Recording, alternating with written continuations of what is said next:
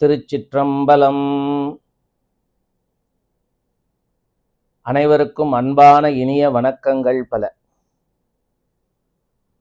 இன்னைக்கு நம்ம விசாக நட்சத்திரத்தை பத்தி பார்க்க போறோம். விசாக நட்சத்திரத்துல பிறந்தவா அடிப்படையா அவ என்ன விதமான பூஜைகளை பண்ணணும்? இந்த விசாக நட்சத்திரக்காரர்களுக்கு எந்த தேவதைகளுடைய அனுகிரகம் இயற்கையாவே இருக்கு?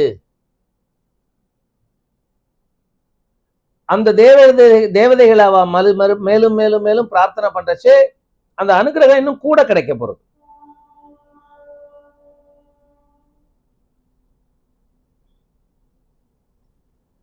இந்த விசாக நட்சத்திரக்காரர்களுக்கு தேவதைகள் யாரு, தேவதை யாரு, தேவதைகள் யாரு,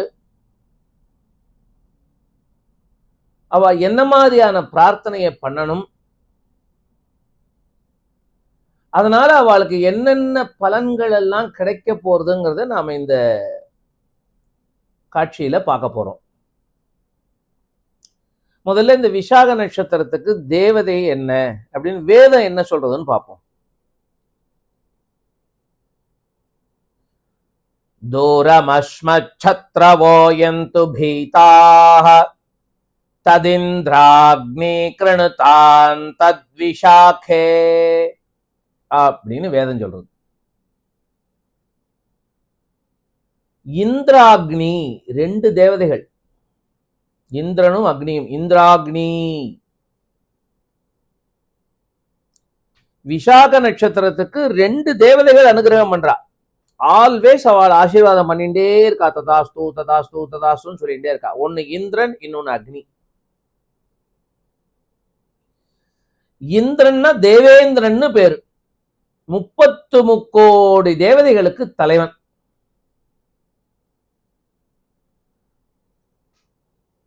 அது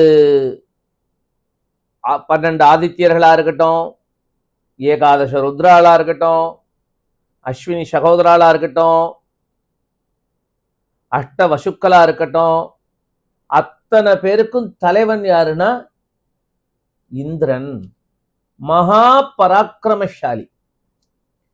நம்ம தமிழ் சினிமால இந்த இந்திரன்னா யாரோ ஒரு நோஞ்சான போடுறான், அப்பப்போ இல்லைன்னா ஒரு அமுல் பேபி தூக்கி போடுறான்.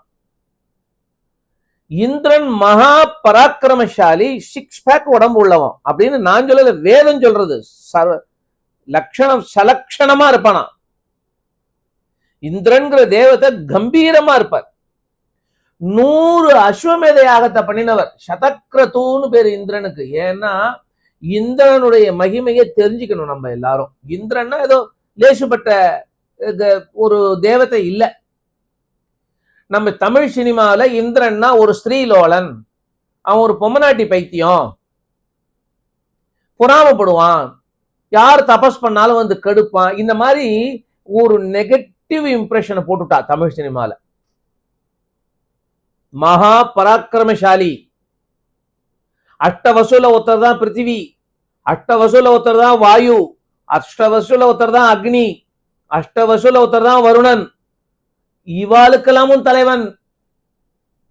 ஏகாதச ருத்ராளுக்கு தலைவன், துவாதச ஆதித்யாளுக்கு தலைவன், அஸ்வினி சகோதராளுக்கு தலைவன். இப்படி 33 கோடி தேவதைகளுக்கு தலைவனா இருக்கிற ஒருத்தன் எவ்வளவு கம்பீரமா இருக்கணும், எவ்வளவு கம்பீரமா இருக்கணும்.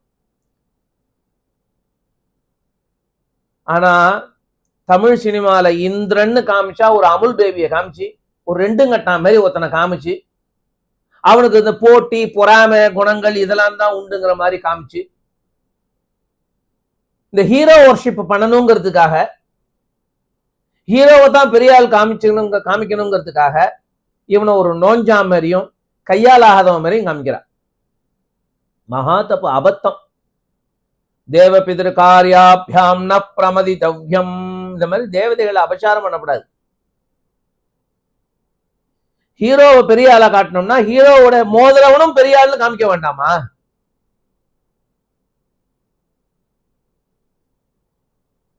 சரி. ஆக இந்திரன்கிற ஒரு பெரிய தேவதை, இந்திரன்கிற ஒரு பெரிய தேவதை.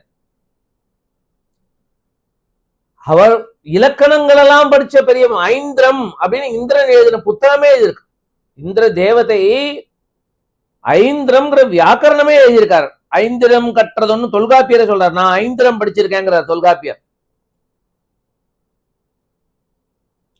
நவ வியாக்கரணத்துல பாணினி வியாக்கரணம் தான் இன்னைக்கு ரொம்ப ஃபேமஸ், ரொம்ப பிரசித்தம். இன்னைக்கு எல்லா வித்வான்களும் இலக்கணம் வாசிக்கிறான்னா பாணினி வியாக்கரணம் தான் வாசிப்பாங்க. ஐந்திரம்னு ஒண்ணு இருந்திருக்கு.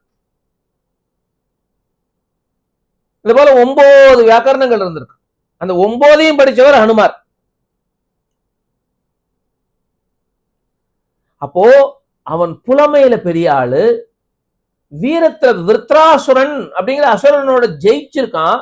வஜ்ராயுதத்தை கையில வச்சுட்டு இருக்கான். ததீச்சி முனிவர் கொடுத்த வஜ்ராயுதம் கையில இருக்கு. 100 அஸ்வமேத யாகம் பண்ணவும். அஸ்வமேத யாகம் யார் பண்ணுவா? சத்திரியால் தான் பண்ணுவா. சத்திரியாளுக்காகவே உள்ளது அஸ்வமேத யாகம். அப்ப 100 அஸ்வமேத யாகம் பண்ண ஒரு சத்திரியன் எப்படி இருக்கணும்? கம்பீரமா எப்படி இருப்பார் அவர்? அந்த சுவாமியை பிரார்த்தனை பண்ண நமக்கு ஒரு கம்பீரம் வந்துடாதா? இந்த விசாக நட்சத்திரத்தில் இருக்கிற அத்தனை பேரும் பாருங்க, ஒரு கம்பீரம் இருக்கும் அவளுக்கு ஒரு கம்பீரம் இருந்தே இருக்கும். நீங்க யார வேணாலும் பாருங்க, விசாக நட்சத்திரத்துல பிறந்தவாளை பாருங்க, அந்த கம்பீரம் இருக்கும். அக்னியும் சேர்ந்தது, இந்திராக்னி, 2 தேவதைகள் இருக்கு, அக்னியும் இந்திரனும். இந்திரனுடைய பராக்கிரமம், அக்னியினுடைய உஷ்ணம், இது 2 சேர்ந்தவாளா இருப்பா. விசாக நட்சத்திரத்துல விருச்சிக ராசிக்காரர்களுக்கு இதனுடைய தாக்கம் ரொம்ப அதிகமா இருக்கும்.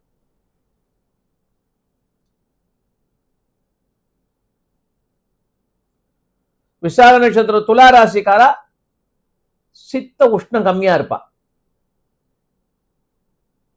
ஆனா அவளுக்கு ஆளுமை தன்மைங்கிறது இயற்கையா ஆண்டவன் கொடுத்துறான். ஏன்னா அப்படித்தான் இருக்கு, அந்த நட்சத்திரத்துல பிறந்தவாளுக்கு அந்த குணம் இருக்கு, அவ்வளவுதான் விஷயம். அதை ஒத்துக்கணும் நம்ம. விசாக நட்சத்திரத்துல பிறந்தவாளுக்கு ஆளுமை தன்மை உண்டு, அவளுக்கு ஒரு கம்பீரம் உண்டு, அவ பேச்சுல கொஞ்சம் உஷ்ணம் இருக்கும். விருச்சிக ராசி விசாக நட்சத்திரமா இருந்தா கூடுதலா இருக்கும், துலா ராசியா இருந்தா கொஞ்சம் குறைச்சலா இருக்கும். ஒண்ணு இல்ல, 2த்துலயுமே உஷ்ணம் இருக்கும். விசாக நட்சத்திரம் விருச்சிக ராசியில பிறந்தவாளுக்கும் வாயில வரக்கூடிய வார்த்தையில உஷ்ணம் இருக்கும். விசாக நட்சத்திரம் துலா ராசியில பிறந்தவாளுக்கும் வாயில வர வார்த்தை உஷ்ணமா இருக்கும். ஆனா துலா ராசிக்கார உஷ்ணமா பேசும்போது கொஞ்சம் நையாண்டியா பேசுவா, நக்கலா பேசுவா. விருச்சிக ராசிக்கார அட்டாக்கிங்கா பேசுவா. ஆக 2 பேருடைய வாயிலிருந்து வரக்கூடிய வார்த்தையில உஷ்ணம் இருக்கும், அக்னியினுடைய சன்னிதானம் இருக்கிறதுனால கம்பீரமா இருப்பா. தான் தலைமை ஏற்கணும்னு நினைப்பா, எங்க போனாலும் தனக்குத்தான் முக்கியத்துவம் கொடுக்கணும்னு நினைப்பா. அதுக்கு காரணம் அவளுக்கு தேவதை இந்திரனும் அக்னியும். அந்த விருச்சிக ராசிக்காரா இந்த இந்திரனை எப்படி பிரார்த்தனை பண்றது, அக்னியே சேர்ந்து எப்படி பிரார்த்தனை பண்றது? இதுக்கு 2 விஷயம் இருக்கு. தாந்திரிக முறையில ஒரு விஷயம் சொல்றா இந்திராக்னிக்கு, ரொம்ப எளிமையான வழியாவும் இருக்கு. முதல்ல அந்த வழியை பார்த்துருவோம். ஏன்னா பகைவனை பயம் கொண்டு ஓடச் செய்யக்கூடிய அந்த இந்திரன் இதற்கு அதிபதி, அந்த அக்னி இந்த நட்சத்திரத்துக்கு அதிபதி அப்படின்னு வேதம் சொல்றது. தூரமஸ்மச்சத்ரவோயந்து பீதாக, சத்ருக்கள் எல்லாம் பயந்து ஓடுவாளாம். ததிந்திராக்னி கிருணுதாம் தத்விஷாகே, எவ்வளவு பிரமாதமான நட்சத்திரம் பாருங்க விசாகம்ங்கிறது. 27 பிரமாதம் தான், அதான் அதுல முக்கியமான விஷயம். 27க்கும் ஒரு குவாலிட்டி இருக்கு. இந்த விசாக நட்சத்திரத்துக்கு இந்த குவாலிட்டி இருக்கு, ஆளுமைத்தன்மை. அடுத்தவாத பயங்கொண்டு செய்யக்கூடிய அளவுக்கு தன்னுடைய காரியத்துல ஒரு மிடுக்கு இருக்கிறது, எதிராளிகள் பயந்து ஓடக்கூடிய அளவுக்கு தன்னுடைய அசாத்தியமான காரியங்களை செய்யறது, இதெல்லாம் விசாக நட்சத்திரக்காரர்களுக்கு இயற்கையா அமைஞ்சிருக்குன்னு வேதம் சொல்றதப்பா, வேதம் சொல்றது. தூரமஸ்மத்சத்ரவோயம் து பீதாக ததிந்திராக்னி கிருணுதான் தத்விஷாகே. அவ என்ன பண்ணணும் அப்படின்னா, ஒரு அலங்காரபூதமான ஒரு விளக்கு, சாதாரண அகல் விளக்கு இல்லை, பார்க்கறதுக்கு ரொம்ப ஆச்சரியப்படுற மாதிரி இருக்கக்கூடிய விளக்கா பார்த்து எடுத்துக்கணும். ஏன்னா அதுல தான் இந்திரனுடைய, இது வந்து தாந்திரிக சாஸ்திரத்துல இருக்கு இந்த இந்த பரிகாரம். ஒரு நல்ல அழகான விளக்கு, குத்து விளக்கா இருக்கலாம், அது ரொம்ப ஆர்னமெண்டலா இருக்கணும், ரொம்ப ஆன்டிக்கா, நிறைய சிற்ப வேலைகள், நிறைய நகாசு வேலைன்னு சொல்லுவா, அந்த நகாசு வேலையோட செஞ்ச ஒரு விளக்கு.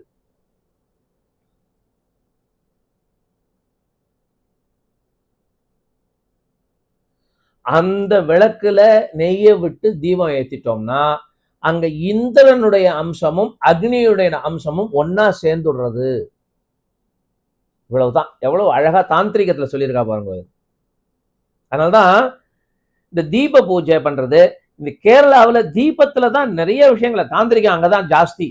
அவ தீபத்துல தான் அத்தனையும் பண்ணுவா. தீப அலங்கரணம்னு அந்த தீபத்துக்கு ஒரு கோலம் போடுறது என்ன, அந்த கோலத்துக்கு மேல பூ போடுறது என்ன, அந்த தீபத்துக்கு வச்சு அந்த தீபத்துக்கு செஞ்சந்தன சாத்துவா, பகவதி சேவைன்னு ஒண்ணு பண்ணுவா. தீபத்தை வச்சு மட்டுமே பண்ணுவா. சாயந்தரம் 5ல இருந்து 7, 7:30 மணி, 2.5 மணி நேரம் பண்ணுவா. அதை நான் பார்த்திருக்கேன். ஒத்த தீபத்தை, அந்த தீபமாவே தெரியாது நமக்கு அந்த அந்த உற்சவம் முடிகிற வரைக்கும். அவ்வளவு அழகான அலங்கார பூதமா இருக்கக்கூடிய அந்த தீபத்துக்கு பூஜை பூஜை பூஜை பண்ணி நமஸ்காரம் பண்ணுவா. இந்த இந்திரனும் அக்னியும் சேர்ந்த ஒரு ரூபம், அதுதான் அலங்காரமான ஒரு தீபத்தை ஏற்றுதல்.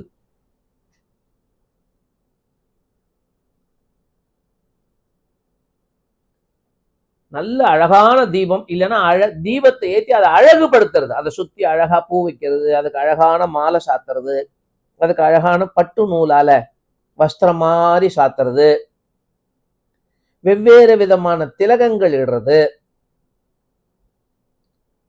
இப்படியாக அந்த தீபத்திற்கு எவ்வளவு எவ்வளவு எவ்வளவு நீங்க அழகு சேர்க்கிறீங்களோ, அழகும் அக்னியும் சேர்ந்த ஒரு ரூபமான ஒரு தீபத்தை நீங்க வச்சேன்னா அங்க இந்திரனும் அக்னியும் சேர்ந்து வந்துடுறான். இது மத்தவாளும் செய்யலாம், மத்தவா செஞ்சா அவாத்துக்கு இந்திரனும் அக்னியும் வரான். ஆனா விசாக நட்சத்திரத்துல பிறந்தவா செஞ்சே ஆகணும், செஞ்சே ஆகணும். ஏன்னா அவளுக்கு கம்பீரத்தை கொடுக்கக்கூடிய அந்த இந்திரன், அவளுக்கு வார்த்தையில ஒரு ஆளுமையையும் ஒரு பிரம்மாண்டத்தையும் கொடுக்கக்கூடிய அக்னி, அவளுக்கு அவ தினம் நித்தியம் இந்த விசாக நட்சத்திரக்காரா நமஸ்காரம் பண்ணணும். அப்படி பண்ணினா அவளுடைய ஆளுமை பன்மடங்கு பன்மடங்கு மேல போயிட்டு இருக்கு.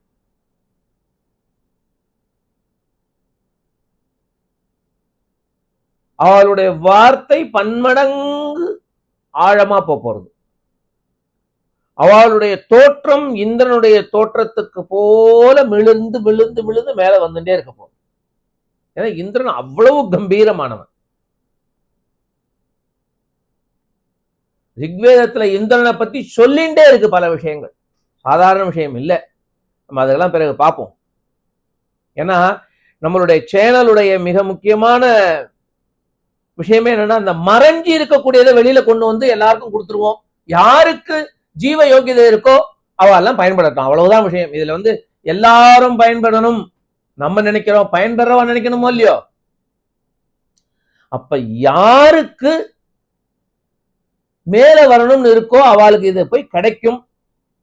நாம பதிவு பண்ணி வச்சிருவோம், கிடைக்கிறவாளுக்கு கிடைக்கும். அவ அத்தனை பேர் மேல வரட்டும், அவ்வளவுதான் விஷயம். அதுக்காகவே இந்த மாதிரி விஷயங்களை கொண்டு வரேன். விசாக நட்சத்திரத்தை பிறந்தவா இந்திரனையும் அக்னியும் சேர்ந்து ஒரே நேரத்தில் கும்பிடுறதுக்கு ஒரு வழி, பெருமைக்கு சொல்லல, நம்ம சேனல்ல நாம தான் இதை முதல்ல கொண்டு வரோம்னு என்னுடைய அபிப்பிராயம். வேற யாராவது கொண்டு வந்தா அவளுக்கு என்னுடைய நமஸ்காரங்கள். கேரளா தாந்திரிக முறையில இதுதான் சொல்லியிருக்கா. அருமையான வழி. கார்த்தால எழுந்துருங்கோ, அருணோதய காலத்துல எழுந்துருங்கோ, இல்லைன்னா சூரியோதய காலத்திலேயாவது எழுந்துருங்கோ, ஸ்நானம் பண்ணுங்கோ, சந்தியாவந்தனாதிகள் நித்திய கர்மானுஷ்டானங்களை பண்ணுங்கோ.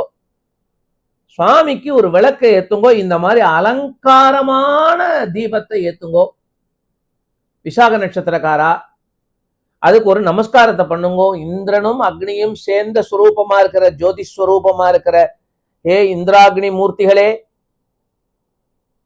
எனக்கு கம்பீரத்தை கொடுத்திருக்கேள், என்னுடைய பேச்சில ஒரு கூர்மையை கொடுத்திருக்கேள், என்னுடைய தோற்றத்தில் ஒரு மிடுக்க கொடுத்திருக்கேள். நான் இந்த பூலோகத்துல ஜீவிச்சிருக்கிற வரைக்கும் உங்க ஆசீர்வாதம் வேணும், நான் இப்படி இதே மாதிரியே இருக்கணும், இதை விட மென்மேல உயர்ந்து போயிட்டே இருக்கணும் அப்படின்னு பிரார்த்தனை பண்ண.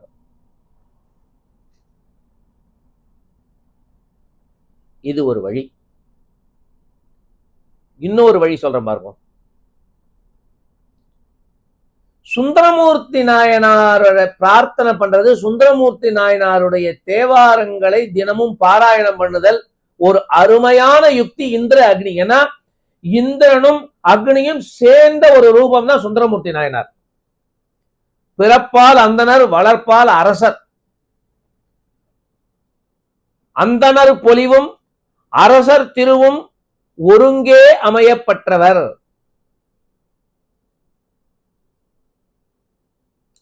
அக்னியும் பிராமணனும் சகோதரால், ஒரே இடத்துல இருந்து வந்தவா. முகாதிந்திரச்சாக்னிச்ச பிரம்மணோஹஸ்ய முகமாசீத். அப்போ பிராமணால்கிட்ட எப்பொழுதுமே அக்னி புழக்கம் இருக்கும். பிராமணால் அப்படின்னுட்டா அவ பிறந்த 10ஆம் நாளுக்கு அப்புறம் செத்து போய் 10ஆம் நாள் முடியும் வரை அவளுக்கு அக்னி தொடர்ந்து வந்துட்டே இருக்கும். அக்னி இல்லாத பிராமணருடைய கர்மாக்கள் இல்ல. பிராமணாளுடைய கர்மாக்கள்னா அதுல அக்னி பிரதானமா இருக்கும்.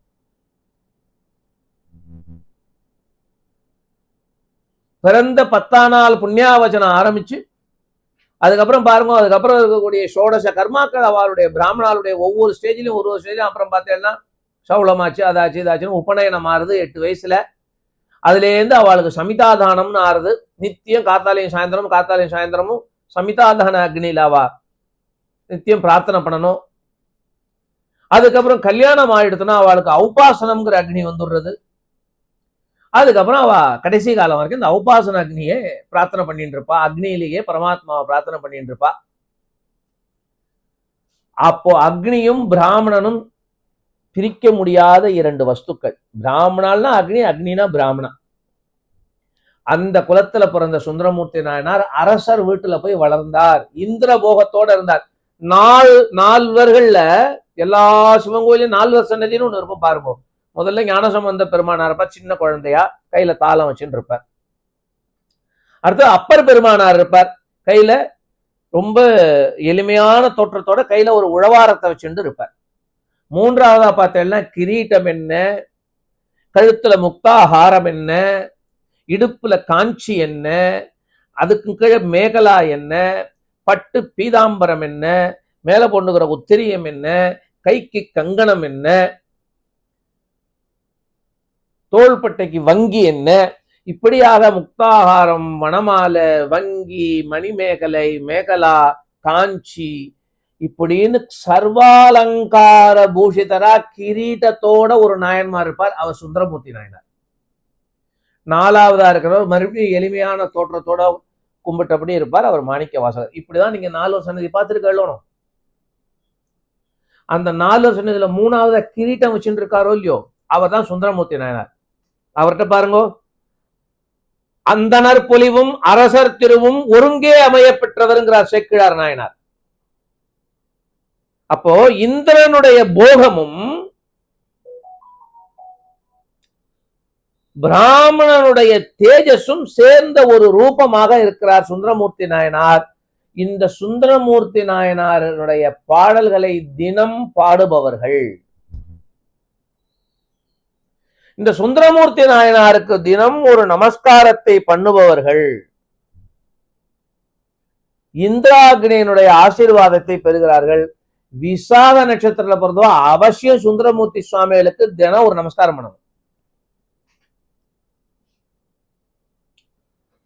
இந்த பூலோகத்துல வாழ்ந்து முடிக்கும் கடைசி நாள் வரை சுந்தரமூர்த்தி நாயனார் இந்திர போகத்தோட வாழ்ந்திருக்கார். பணம் மூட்டை மூட்டை மூட்டை மூட்டை மூட்டையா சுவாமி கிட்ட வாங்குவார். அப்படியே செலவு பண்ணுவார். 1000 பேருக்கு, 10,000 பேருக்கு, லட்சம் பேருக்குன்னு அன்னதானம் பண்ணுவார். மறுபடியும் ஒரு மூட்டையை போய் வாங்கிட்டு வருவார். மறுபடியும் ஒரு அன்னதானம் பண்ணுவார். அப்படி தினம் அவருக்கு பணம் வாங்குறதுதான் வேலை, தினம் அன்னதானம் பண்றதுதான் வேலை. ஒரு நாள் கூட அதாவது சொல்ற, மந்திரம் ஒன்றறியேன் மனை வாழ்க்கை மகிழ்ந்து அடியேன் சுந்தர வேடங்களால் துரிசே செய்யும் தொண்டனை. நான் பாரு எவ்வளவு அழகான ட்ரெஸ் போட்டுருக்கேன். இந்த ட்ரெஸ் போட்டுக்கிறது இருக்கிற ஆர்வம் உன்னை கும்புறதுக்கு வரமாட்டேங்கிறதேன்னு நமக்காக பாடுறாரு சுந்தரமூர்த்தி நாயனார். விசாக நட்சத்திரத்துக்கு ஒரு உருவம் கொடுக்கணும்னா அது சுந்தரமூர்த்தி நாயனார் தான். ஆனா அவருக்கு ஆடி சுவாதி அவருடைய நட்சத்திரம், அவருக்கு பிரார்த்தனை பண்ற திருநட்சத்திரம். ஆனா விசாக நட்சத்திரத்துடைய சொரூபம் யாரா? சுந்தரமூர்த்தி சுவாமிகள் தான்.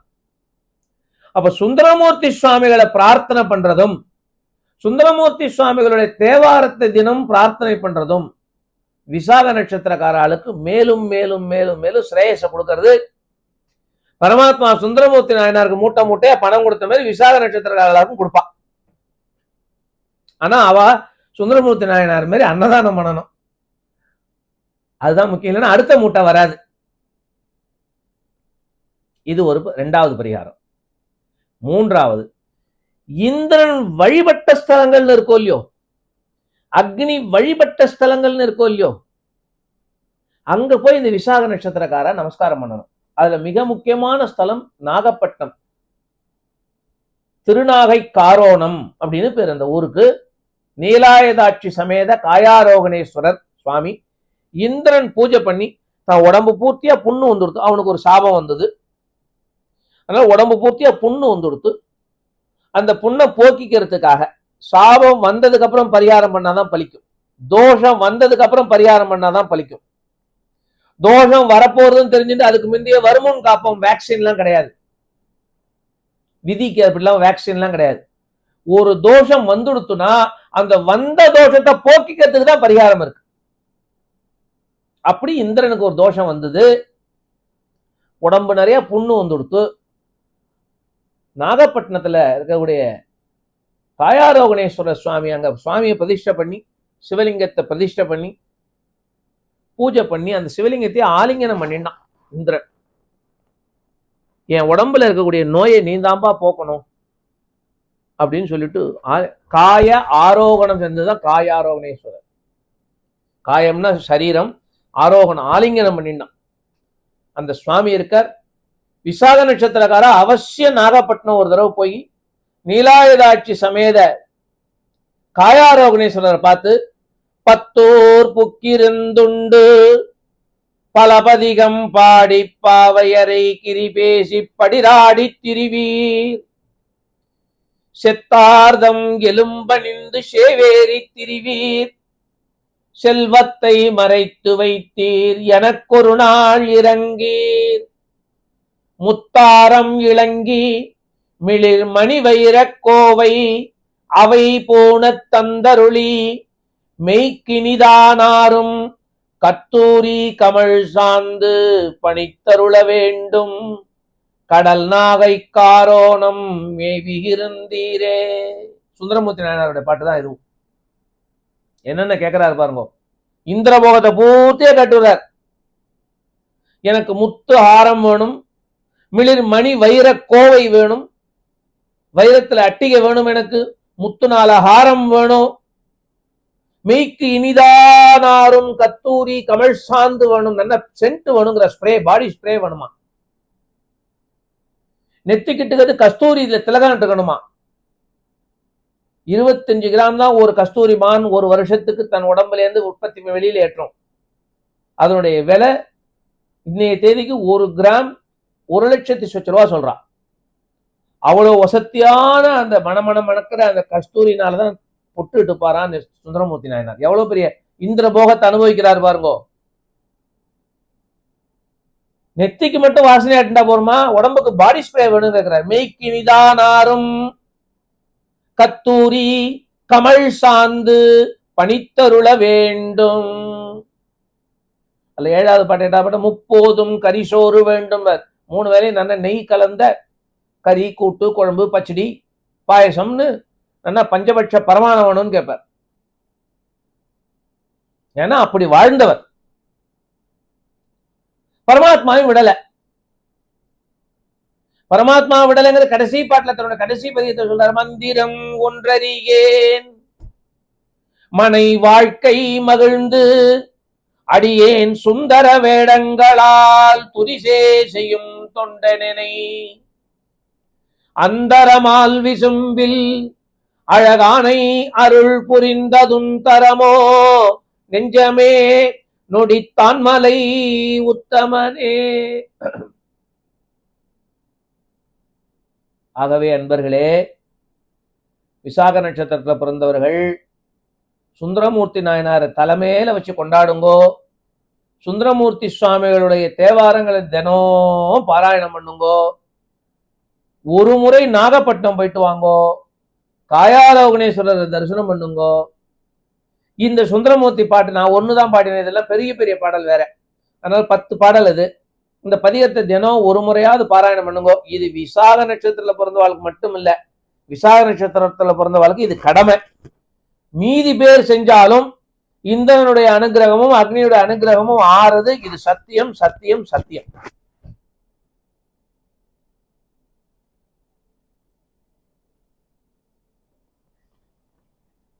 தூரம் அஸ்மத்சத்ரவோயந்து பீதாஹ ததிந்திராக்னி கிருணுதான் தத்விஷாகே அப்படிங்கிற அந்த வேத வாக்கியத்தை ஒரு தடவை நானும் ஸ்மரணம் பண்ணிக்கிறேன். விசாக நட்சத்திரத்துல பிறந்தவா அலங்கரணமான தீபத்தை தினம் ஏத்துறதுனால அவளுக்கு அந்த தேவதையுடைய அனுகிரகம் கிடைக்கிறது. சுந்தரமூர்த்தி சுவாமிகளை தினம் பிரார்த்தனை பண்றதுனால கிடைக்கிறது. சுந்தரமூர்த்தி சுவாமிகளுடைய தேவாரத்தை தினம் பிரார்த்தனை பண்றதுனால கிடைக்கிறது. நாகப்பட்டினம் போயிட்டு வரதுனால ஒரு தடவை கிடைக்கிறது. இதை தவிர அக்னிங்கிற பேர்ல இருக்கக்கூடிய சுவாமி எந்தெந்த ஊர்ல இருக்காரோ அந்த ஊர்லயும், இந்திரன் வழிபட்ட ஸ்தலமான சுவாமிலாம் எங்க இருக்காரோ அந்த ஸ்தலத்தை வழிபடுறதுனாலையும் அவளுக்கு மேலும் மேலும் ஸ்ரேயசாரது ஆகணும்னு நானும் பிரார்த்தனை பண்ணிக்கிறேன். எல்லாம் வல்ல நீலாயதாட்சி சமேத காயாரோகணேஸ்வரரையும், ஒப்பிலாமலை அம்மை சமேத மாசிலாமணி ஈஸ்வரரையும், சிவகாம சுந்தரி சமேத ஆனந்த நடராஜராஜமூர்த்தியையும் பிரார்த்தனை பண்ணி, இந்த விசாக நட்சத்திரத்துல பிறந்தவ அத்தனை பேரும் ஸ்ரேயஸோட இருக்கணும். அவ இயற்கையாவே ஸ்ரேயஸோட தான் இருப்பா. மென்மேலும் அவளுக்கு ஸ்ரேயஸ் வந்துட்டே இருக்கணும் அப்படின்னு நானும் பிரார்த்தனை பண்ணிக்கிறேன். திருச்சிற்றம்பலம்.